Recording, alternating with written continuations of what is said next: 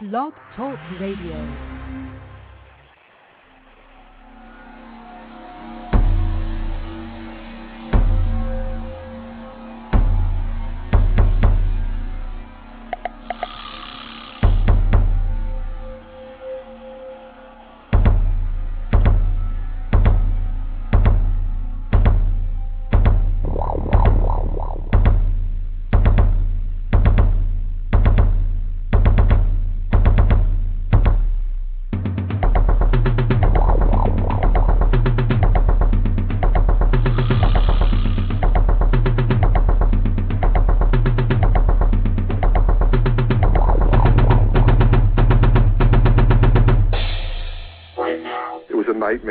Saturday, 1 p.m. Eastern Standard Time, and you're listening to the Ooze with your host, Venger, Satanist, and the Beast. All right, thanks for tuning in, folks. I'm TC Downey, and this is my co-host, Venger, Satanist. Venger, how you doing today, man? Pretty good. Woke up kind of late, so just sort of finding my way around. But, yeah, I'm good. Yeah. How are you? Oh, I'm doing great. I wiped the crust out of my eyes probably, 6 hours ago. Nice. And I've already, traveled a couple 100 miles and done the father thing, and now I'm at work and, getting ready to hopefully put together a decent show here. Hopefully, yeah. We'll see what happens. Amazingly enough, we stumbled upon the fact that today is actually the 1-year anniversary of what I consider to be the great betrayal in my life. As you know, my son's mother packed up and left on this day to go stay with her mom for a couple of weeks because she needed some space. And, she never came back. And instead she hooked up with my previous co-host on a rather retarded Blog Talk Radio show I did some years ago that I'll just leave, nameless at this point. And the irony of that, I suppose, is that myself being, known to those who know me on the Internet as the Beast, this is a tragic day for me, and tragically enough, we're examining the great beast, the Beast 666, or at least a man who referred to himself as that. Uh-huh. So there's all your little need-to-know factoids on my life today. Let's take a look at Aleister Crowley, shall we? Okay. But wouldn't you say that out of tragedy, sometimes something good can come too? Oh, absolutely. As a matter of fact, I think not only is that illustrated in my own life, but in Crowley's as well. Let me start by saying that if it wasn't for the fact that I fell into the ashes 1 year ago today, I probably wouldn't have come to full circle and been doing this thing in the Cthulhu cult with you for, 3 or 4 months now. Yeah, that's very true. And there are greater things to come for me, for sure. Now to actually kind of get back to the point of reference, Aleister Crowley, I don't know how much you actually know about him, and I'm pretty sure that most people who are listening to this won't be jarred by the facts that I'm going to present. But Crowley's father was a traveling evangelist, and Aleister Crowley actually used to go with him to, watch him do his evangelical work, and it was kind of a father-son bonding time. And then all of a sudden, his father died. Mm-hmm. And that is actually the point of ashes from which Aleister Crowley rose from. Blaming, the religion his father was pushing for all of the suffering that he had endured in his life. He began to quickly separate himself from what was then a Puritan movement of sorts. And so, I guess there's another example of tragedy leading to great things, because he's single-handedly probably the most influential person in the practice of magic and the occult in modern times. Right.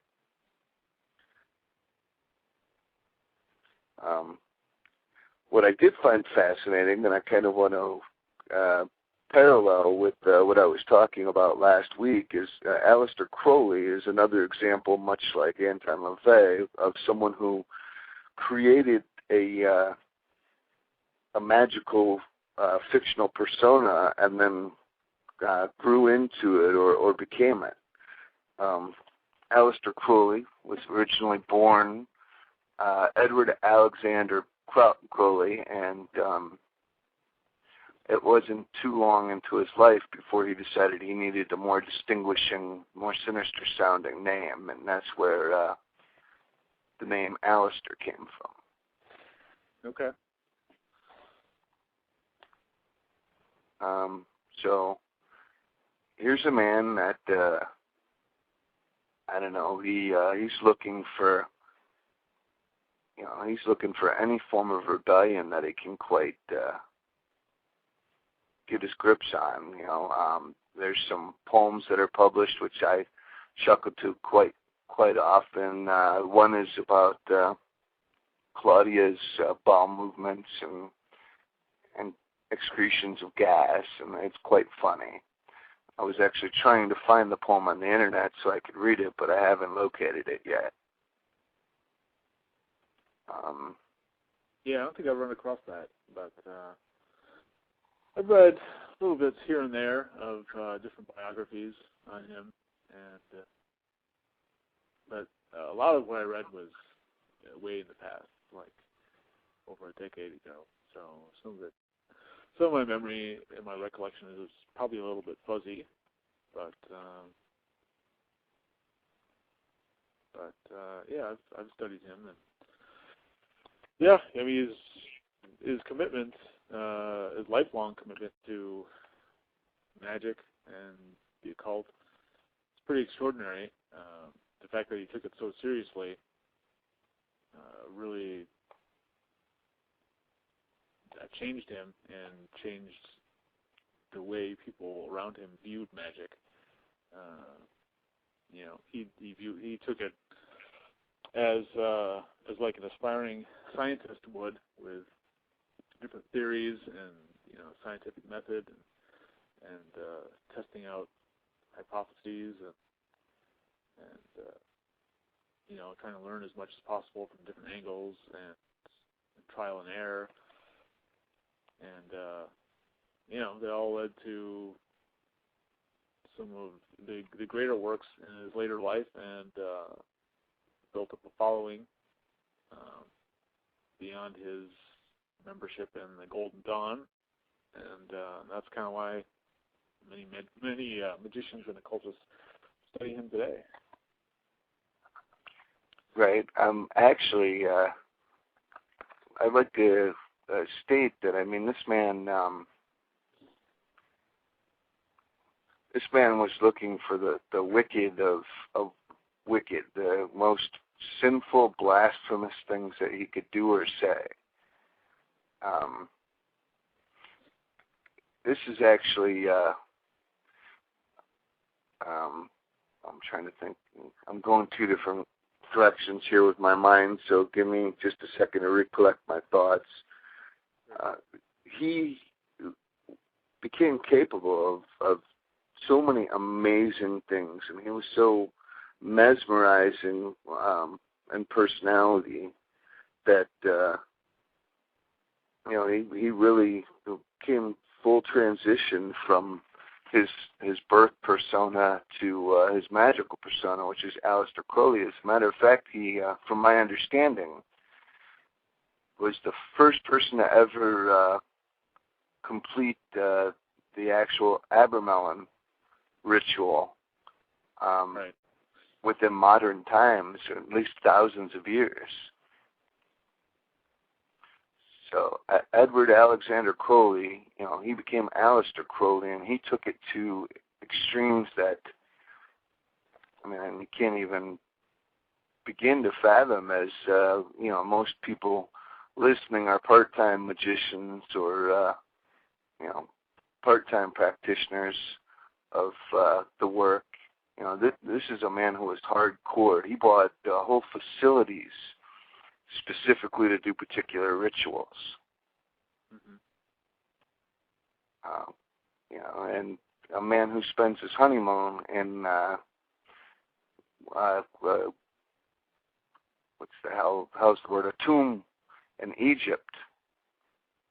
That's hardcore, man. Yeah, that is hardcore.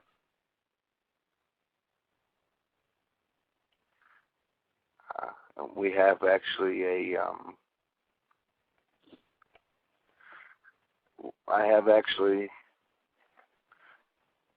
located the short poem that I was talking about, and it's actually called When Celia Farts.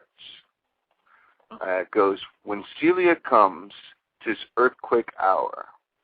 The bed vibrates like kettle drums. It is a grand display of power when Celia comes.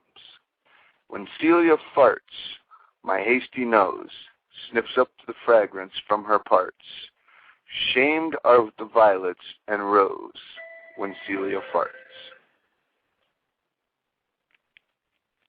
Is that it? I think there's probably actually more to it, but that's the only okay.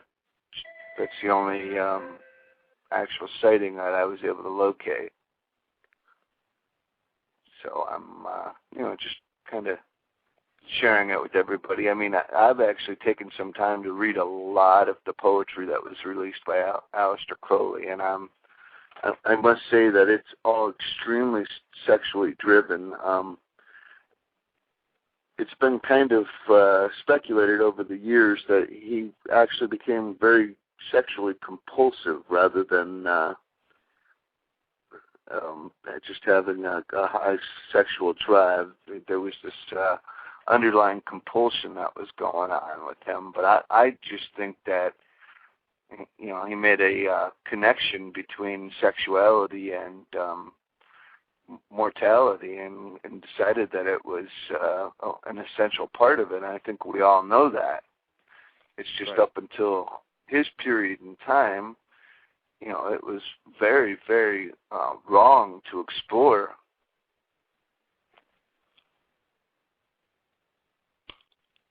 Explore very wrong. Sexuality and stuff like that. Yeah, absolutely. When you think about it, at the point in time that he was around and doing these things, at the same time, here in the U.S., we were passing laws that you couldn't get a blowjob with the lights on, or you were to be punished by death. Right. And, sex without socks on was punishable by years in prison. There's some very ridiculous laws that were coming around during the period in time in which Aleister Crowley was...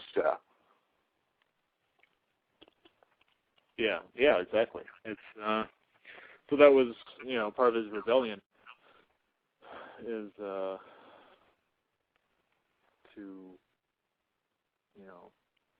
force some sort of sexual revolution into being, and also I guess that's why Crowley was so embraced in the 60s and 70s, because he epitomized that, rebellion and sexual exploration and rebellion just on its own merits. We actually have a guest in the chat room right now. I'm guessing it's Mikhail. Mikhail, if you'd like to call in and actually discuss this with us, you're more than welcome to. It's 347-989-1371. We'd love to hear from you. The phone lines are open throughout the whole show, so at any point you can call in. Aleister Crowley actually is an extremely influential person. in my life, and I think that's kind of pretty obvious when you think about the external factors surrounding that. Mm-hmm. As a matter of fact, I've, I guess, taken on the same kind of compulsion that he has, and I'm extremely interested in all the books that he's written and the things that he said. The problem that I have is I get lost in the potentials of what he meant. What he meant? What he meant, yes. Okay. Yeah, I think there's, Puck from, he was on one of our shows, and he was aligned with us for at least a couple weeks in the Cthulhu cult. But, he wrote something to me in an email about Aleister Crowley, and it was like, he talked about the different interpretations and different possible meanings, and sometimes you just actually have to be Aleister Crowley in order to know what that man was saying at the particular time, and all the ramifications and double and triple meanings and things like that. And I thought that was kind of eye-opening and profound, that, sometimes his words or his lessons or teachings or his magic was so refined and subjective that you actually have to be him in order to fully grasp, the 360 degrees of whatever the fuck he was talking about. Oh, I absolutely agree with you. Now, I'm sure it was done more intentionally than not, but there's a great deal of parallels that can be established between the traditional Book of Revelations in the Christian Bible and the imageries that were painted by Aleister Crowley and his different obsessions. Mm-hmm.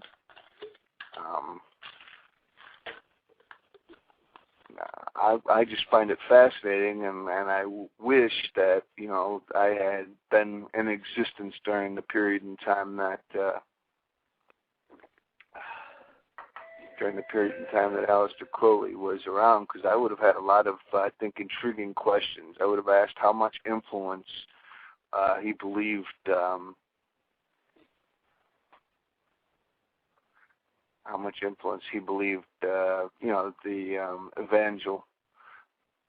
evangelizing of his father did, on his psyche and so forth.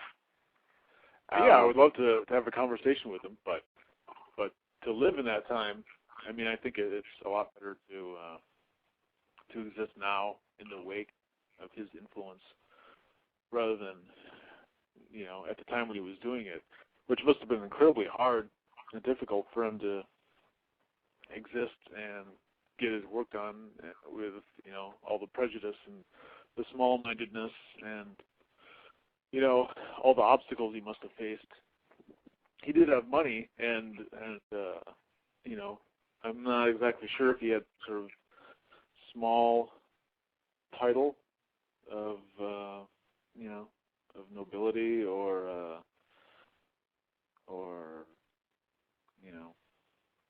I know he certainly came from a wealthier background, because him actually having a trust fund enabled him to perpetuate the lifestyle that he had grown accustomed to using. Right. And he published his own books, fairly regularly, which, it's kind of impressive, I guess, if people do that now. But back then, it must have been, like, bizarro, crazy, unheard of, like, to publish your own book of poetry or, book on magic and things like that back in those repressed, weirdo days. But I don't know, he did it. So, yeah, gotta give him props, because he did a lot of shit on his own, without anyone prompting him, and he just got a lot of shit done. And that alone is extremely impressive. I often sit and ponder, the moments just prior to him sitting down and supposedly being possessed by the spirit of Ra as he was penning out the the Book of the Law, and I wonder, at what point, it started in his mind, at what point it finished, and how exhausting it must have been. But the entirety of that book is just incredible. If you've ever had time to actually sit back and read it, it's excellent. Which one again are you referring to? The Book of the Law. Oh, okay. Yeah, I have read that. It's kind of, I guess, that a couple times, but definitely bears a rereading. I should do that. Yeah, I know you just read it or listened to it recently. Was there anything in particular that caught your attention or that spoke to you? Actually, there are a lot of things about it that caught my attention, and I really, unfortunately, because of external circumstances, didn't.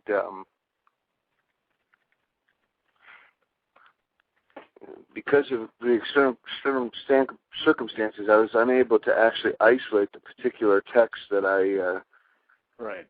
that really caught my attention. So unfortunately, I can't really go into it too much. But I'm assuming in the future that once I've had some time to put more thought into it, because I found something out recently about myself that I was never really aware of.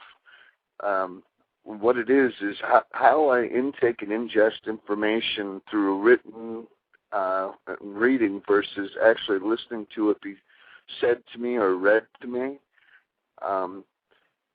The comprehension level is about the same, but I tend to pick out different elements of it. And so there were some things going through listening to these audios of the Book of the Law that really stuck out that had never really occurred to me before. Mm-hmm. So, I mean, unfortunately, like I said, though, I didn't have enough time to actually isolate the particular sections that I did, but I may actually, because I have a copy of it on my computer, I may actually, before the end of the show, be able to have something to say about it. I know particularly which section I'm looking in for what it was. It's just remembering exactly what caught my attention and what my thoughts were on it at the moment that I'm a little shabby on, but I'm sure in the future we'll go back to this, considering the show's all about magic, and since Crowley's a defining part of modern magic, I suppose. Right. He'll deserve multiple looks. Yeah. There's a lot of people in the chaos magic field that are, I think, also very inspired by him. I know when I was a member of different chaos magic forums in the last few years that Crowley was a big deal, and people still talked about him and still revered him and used some of his techniques in their own magic.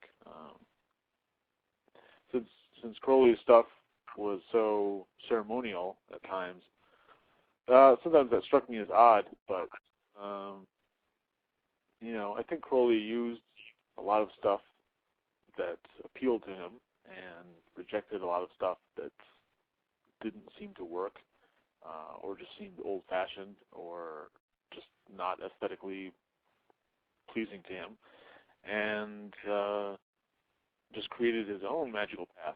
And that also is what attracted chaos magicians to learn from him.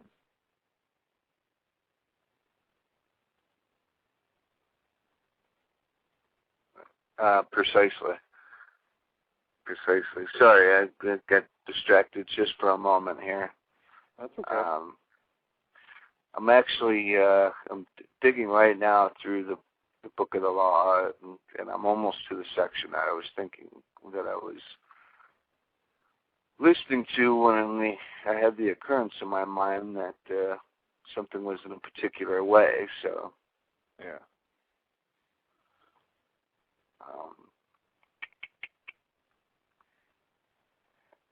difficult to sometimes read things that are written in language that's not congruent with, how do I want to express this? Old-fashioned language? Yeah, it's not congruent with the thoughts that are going through my head. I mean, I don't, unfortunately, speak in the yees and the thous and the news and... Yeah. Well, you were saying something before the show about persona, about creating a magical persona and then living up to that. And you mentioned something about how LaVey and Crowley both did that. Do you want to talk about that now? Yeah, we could talk about that more, actually. I made mention of it a little bit just a little while ago here. But I just think it's fascinating because it seems like anybody who's had any impact on this particular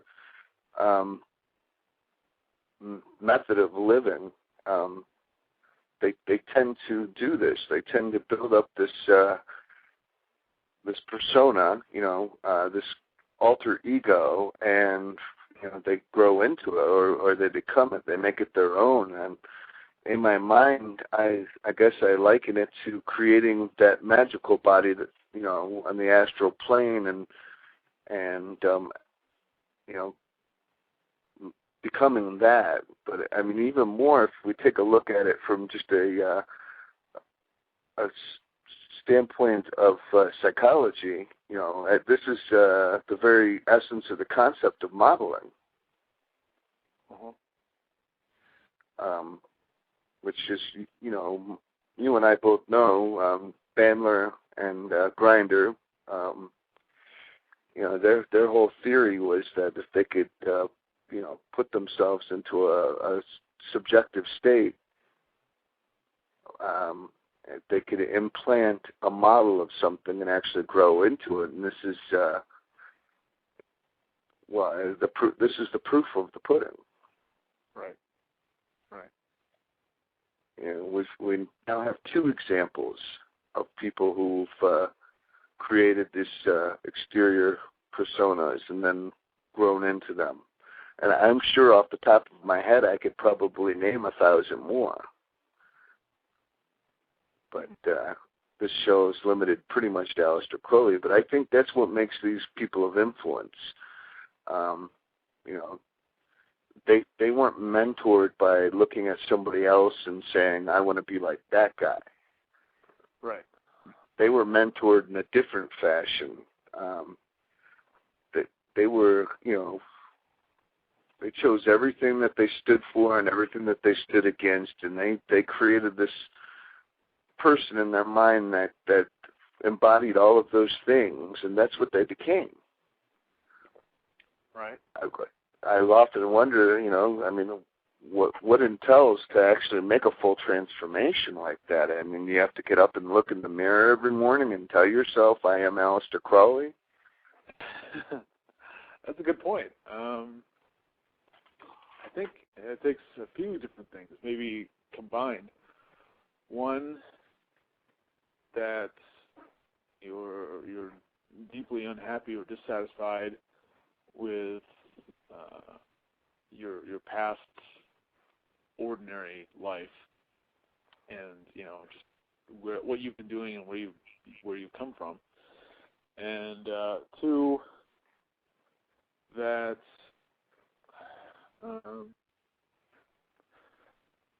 let's see.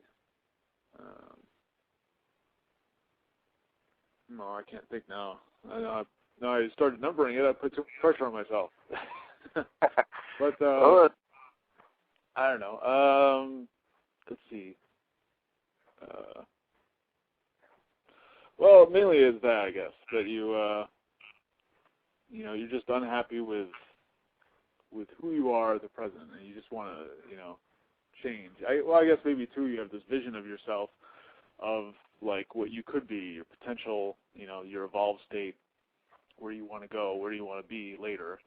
And then I suppose 3, if you receive some sort of calling or have some sort of vision or, get tapped on the shoulder by some, bizarre oozing tentacle or something like that, then you know that, your life was meant for greater things than, working at a Walmart and just, I don't know, drinking and watching TV, every night, and I don't know, whatever else ordinary people do. Just have a family with, 2 whatever kids, and that's it. Some people were born for different things, and sometimes the new person can't live unless a part of the old person dies. So, that's how change happens. You can't change one behavior or one pattern of your life or one aspect of your lifestyle without not doing something in your routine now or in your past. If you want to change, you have to actually make changes.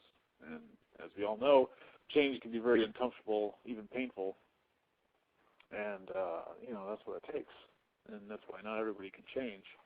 Some people, are too afraid, or they're just too stuck in their own routines, their own groove, or or they just don't want to. They just don't see the benefit of, why should I change since I'm so awesome the way I am?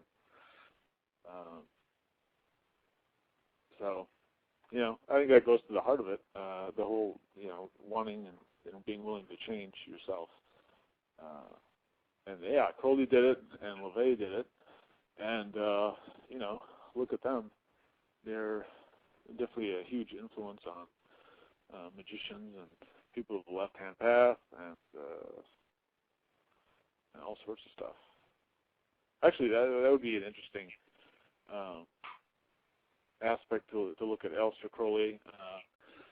Do people consider Crowley to be a proponent or an adherent of the left-hand path, or did he go back and forth between the left and the right-hand path, or would some magicians claim that he was actually walking the right-hand path, or what? I don't remember reading too much about that specifically.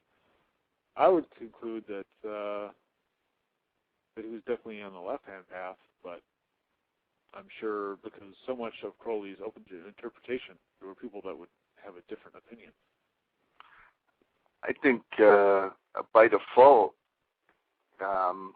Crowley was definitely of the left-hand path.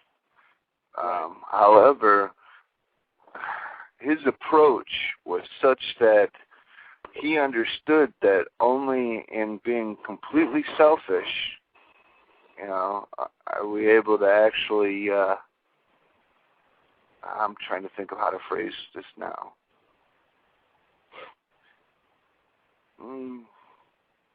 Actually, I don't have a good phrasing for this, but I'll concur. He was on the left-hand path. Okay. Sorry, I thought I had a thought, but... Do you remember reading anything about that specifically? Mentioning that, like, oh yes, Crowley, one of the forerunners of the left-hand path, or, I just don't remember reading anything about that.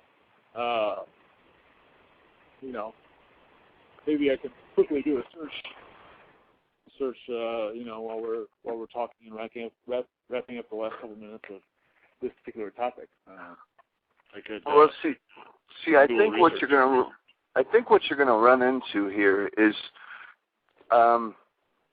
as life as we know it really is,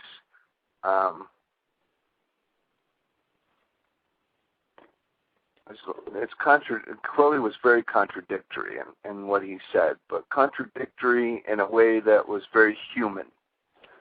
Right.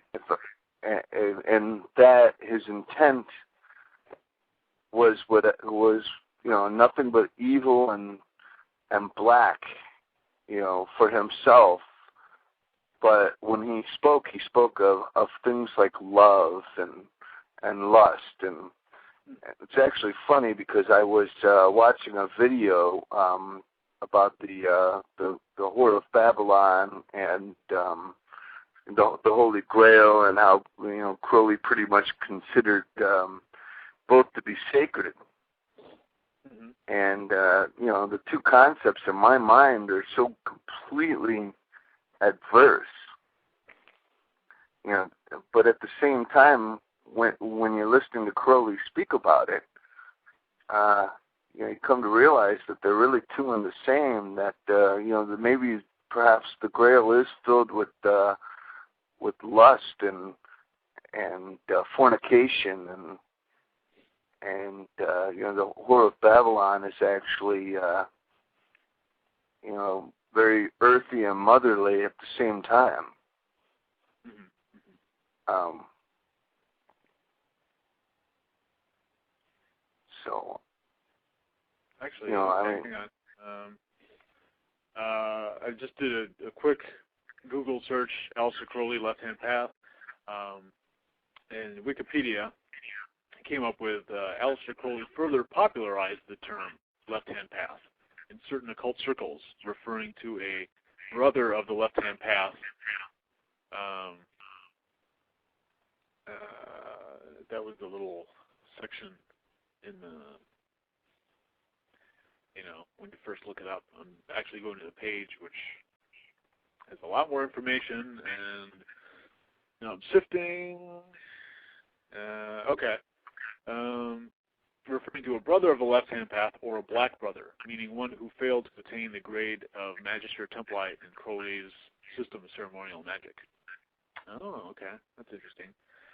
Crowley also referred to the left-hand path when describing the point at which the Adeptus Exemptus chooses to cross the abyss, which is the location of Karonzon, and the illusory 11th Sephira, which is Bath, or knowledge.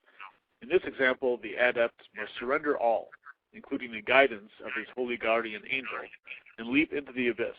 If his accumulated karma is sufficient, and if he has been utterly thorough in his own self-destruction, he becomes a babe of the abyss, arising as a star in the Crowleyan system. On the other hand, if he retains some fragment of ego, or if he fears to cross, he then becomes encysted. The layers of his self, which he could have shed in the abyss, ossify around him. He is then titled a brother of the left-hand path, who will eventually be broken up and disintegrated against his will, since he failed to choose voluntary disintegration. Belief systems which describe themselves as the left-hand path often invert much of the symbolism of the traditional right-hand path belief systems, utilizing upside-down crosses or inverted pyramids, pentagrams, and pentacles, blah, blah, blah. Okay. Oh, that's very interesting. So, yeah, actually, in the Book of the Law, in the 2nd chapter, and on his 7th point, Crowley says something that I think really illustrates what you're just talking about. He says, I am the magician and the exorcist. I am the axe of the wheel and the cube in the circle. Come unto me is a foolish word, for it is I that go. Yeah, it is interesting. I think perhaps Crowley had some trouble reconciling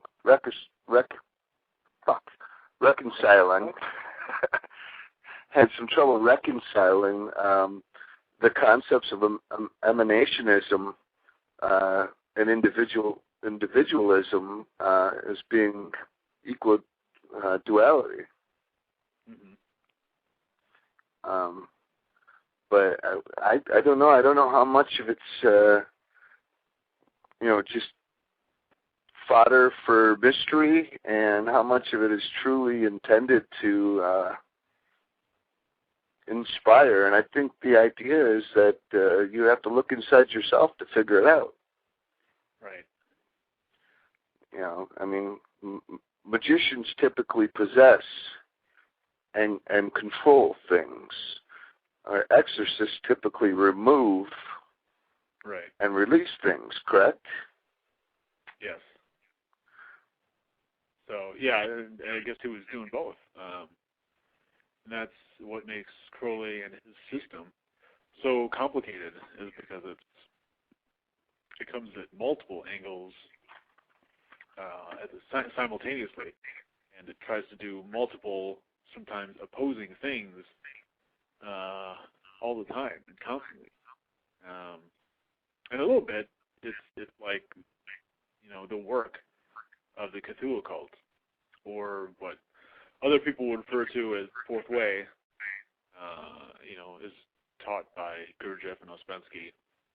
And in the work, you got multiple things that you're trying to work on, you're trying to do and accomplish simultaneously, and sometimes it's push-pull and things that are opposed to each other. You're trying to reconcile them, and you're trying to, have them all come together and meet in the center, and create distance and asymmetry and various convex and obtuse and angles and whatever. It sounds like the same sort of thing. It's very complex and it's very advanced. It's no wonder that so many people try Crowley stuff and don't measure up, because it sounds like it's nearly impossible to achieve whatever Crowley was trying to get at.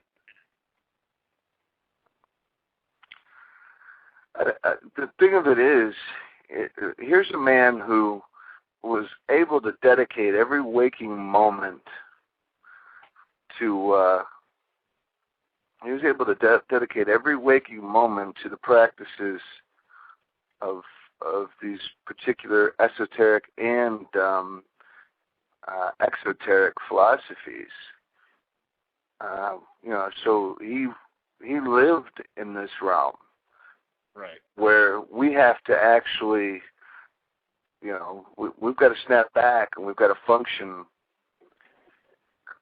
we've got to function within the parameters of our current paradigm, or our current paradigm threatens to crush us. Right. And throw us away. Right.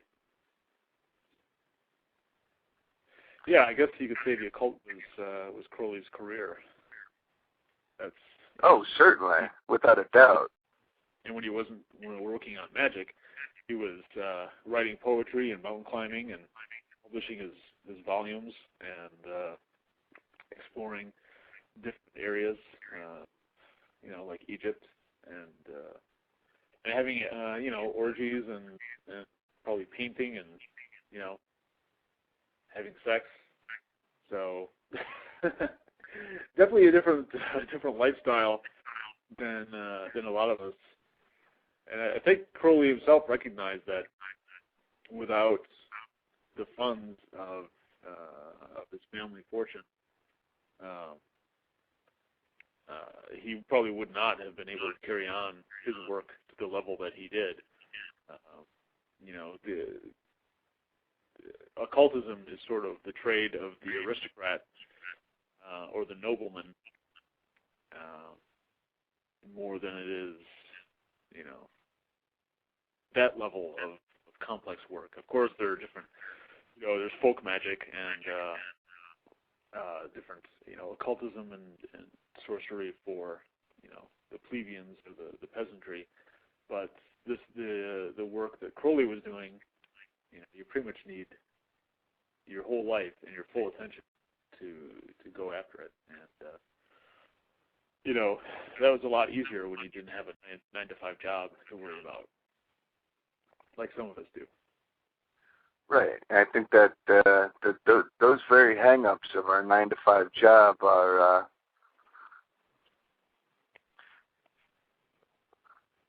those very hang-ups are, I'm trying to think of, those are the very things that are keeping us from fulfilling our potential. Right. But at the same time, those are the things that we have to work through. And especially in the work, it teaches that trying to awaken in our regular daily, ordinary life, that's the best arena to work against ourselves, to work towards something, towards our own evolution. Anyone can advance themselves in in just a darkened room without distraction, without life getting in the way. But then when that's over and you enter the real world, you're distracted by all the little bells and whistles and whatnot, then your training kind of falls apart. Just like Luke Skywalker when he went to Dagobah and trained under Yoda, of course, his training went, exceptional when he was there, in the swamp with Yoda, and, Yoda was telling him all this stuff, and all Luke Skywalker had to do and worry about is training. But then when he left, and he went to, the Cloud City and did the rest of the stuff, he really had to struggle with stuff in the real world. And, then he faced his father and got his hand cut off. Sorry for spoiling that if you haven't seen Empire Strikes Back. But, yeah. So I liken it to that sort of thing. I have to agree with you entirely. Let's go ahead and hit a commercial break, and then when we come back, we'll be inside of our Undiluted Truth segment. Sound good? Yep, sounds great. All right, here we go.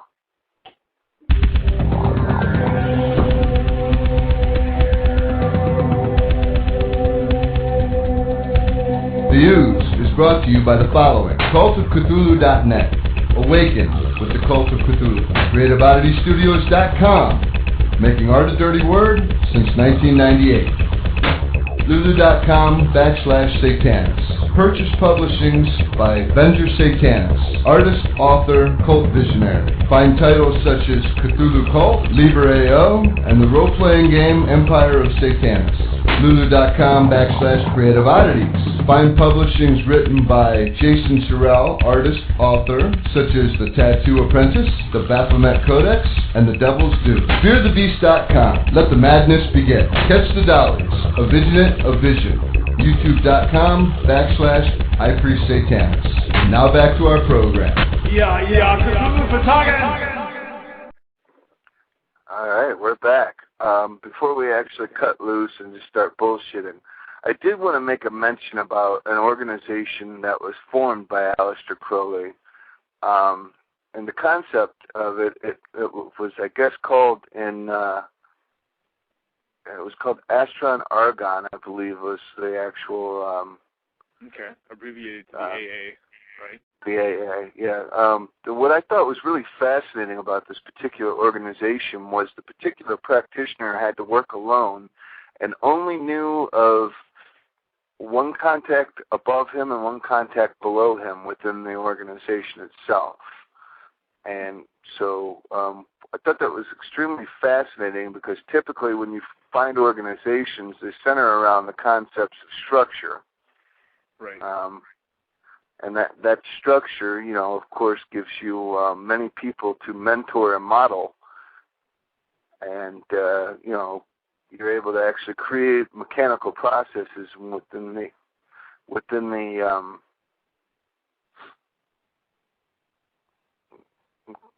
the magical works themselves. So I think this is certainly one way that a person could remove the mechanical functions in the magical processes and possibly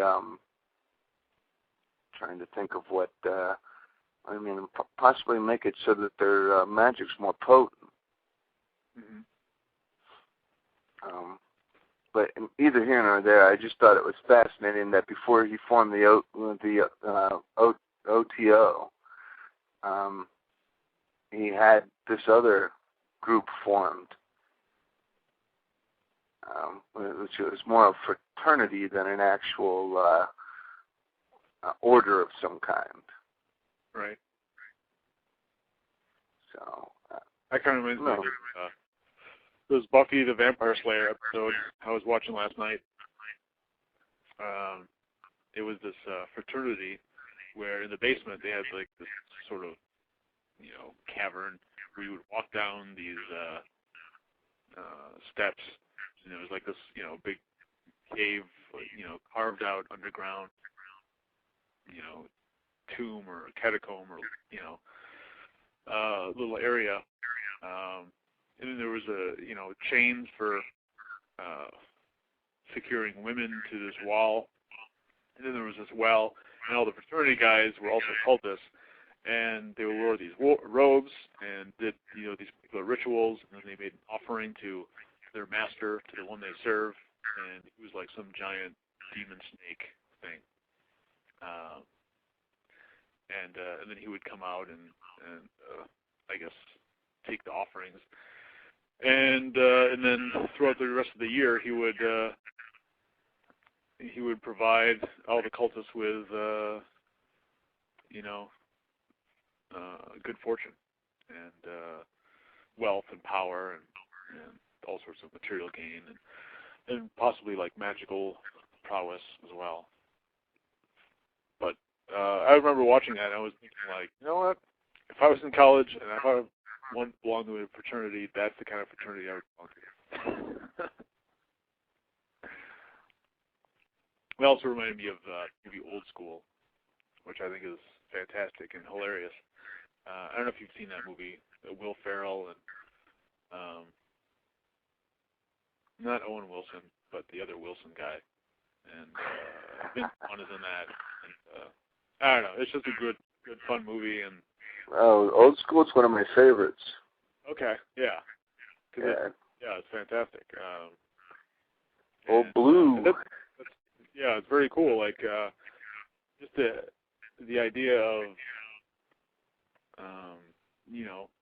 a brotherhood of guys getting together with similar goals and trying to achieve something, and the camaraderie and belonging to something, and doing something together, trying to make something work.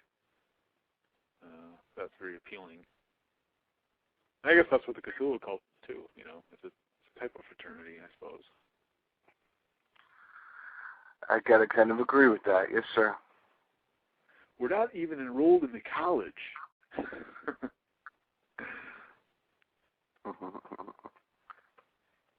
I thought that was definitely an awesome movie. So. Yeah, good stuff. Shit, man, my brain's about toast at the minute. What I actually I've been finding this guy on YouTube a lot lately. His name is Frater Oz. I don't know if you're familiar with him or not. I don't think so. He has this song, and you can probably just search it and you'll find it that he did on there. It's called "Traveling the Astral Plane," and it's probably one of the most striking things that I've heard as of recently. So, I don't know. That was one of the things that I had mentioned that I wanted to share with you after the show, because I can send you a link to it as soon as I track it down. But I figured I'd just make a mention on it since we got a few minutes to kill here anyway. Yeah.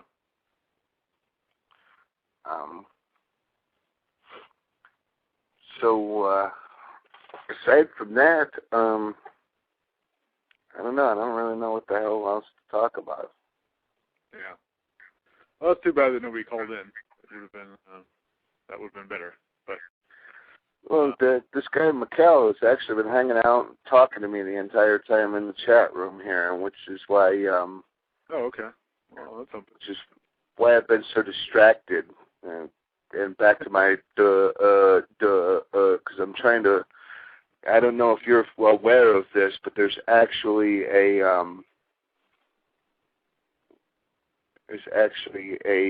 like a 10, 15-second delay between what's actually happening live in this conversation between you and me and what they're hearing.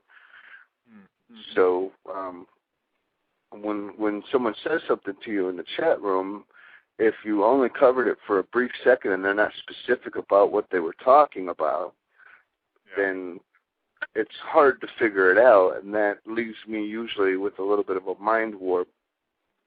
Right. That's why I leave that part to you. It would annoy the piss out of me if I had to monitor what people were chatting about at the same time that I was trying to do the show. So I'll leave that difficult task to you, my friend. Typically, I'm pretty good at it, but if there's no indication as to directly what a comment was made in reference to, it really kind of stumbles me, and then I have to go through this whole process of creating an equation to figure it out. Right, exactly. I mean, I guess my brain works a little weird in comparison to everybody else because speech patterns are typically broken when I'm intercepting them anyways. My brain plays the fill-in-the-blank game, which is why sometimes you can say something to me, and what I'll say back to you is absolutely nothing like what you said to me. But the syllables, the sounds, the gestures behind it will all be similar. Yeah. Like you might say, I just got this great pair of elephant shoes. And I'll be like, dude, if you tell me you love me again, I'm going to punch you. Oh, man. Yeah. Sure. I could see where that would be, yeah. It truly does happen. Some people's voices, not so much with, because my type of hearing loss is actually I'm missing volume in frequencies, not overall volume, if that makes any sense. Yeah. You know, I get it. 300 megahertz might be at like 10%, where 150 megahertz might be at 110%. Yeah. Oh, interesting. Yeah. So, it's fucking weird. And what was even weirder was growing up, they tried to, of course, fix the problem by giving me hearing aids, which just made it even worse. Right. Because now we're amplifying the sounds I already hear at a normal rate, and amplifying the sounds that I don't hear, and so it's all confusing. Mm-hmm. So yeah, I just never could. That would be more confusing, right? Yeah. So after almost a decade of trying them, I finally said, "Fuck it." I put them in a little plastic bag, and I still have them to this day.